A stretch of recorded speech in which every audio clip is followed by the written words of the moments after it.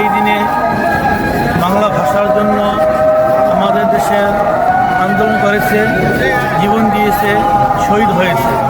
তারা তাদের অধিকার আদায়ের জন্য আন্দোলন সংগ্রাম করে এ ভাষার জন্য আন্দোলন সংগ্রাম করেছে এবং ভাষার জন্য তারা দেশে প্রত্যেকটি জায়গায় অধিকার আদায়ের জন্য তারা সংগ্রাম করেছে।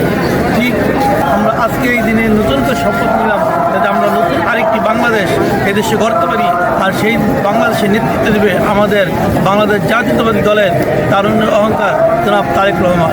আর জনাব তারেক রহমানের পক্ষ থেকে, দেশনেত্রী বেগম খালেদা জিয়ার পক্ষ থেকে, শহীদ প্রেসিডেন্ট জিয়াউর রহমানের পক্ষ থেকে, বাংলাদেশ জাতীয়তাবাদী দল বিএনপির পক্ষ থেকে আমরা আজকে এই শহীদ মিনারে যারা শহীদ হয়েছে রফিক, শফিক, জব্বার, বরকত, তাদেরকে আমরা শ্রদ্ধা নিবেদন করে গেলাম এবং বাংলাদেশ জাতীয়তাবাদী তরুণ দলের পক্ষ থেকে সকলের প্রতি শ্রদ্ধা জ্ঞাপন করে আজকে আমাদের অনুষ্ঠান এখানে শেষ করি।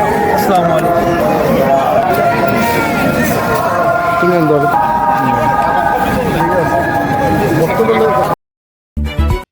আলোকিত শীতলক্ষা সকল সংবাদ পেতে আমাদের ফেসবুক পেজে ফলো, লাইক দিয়ে সাথে থাকুন।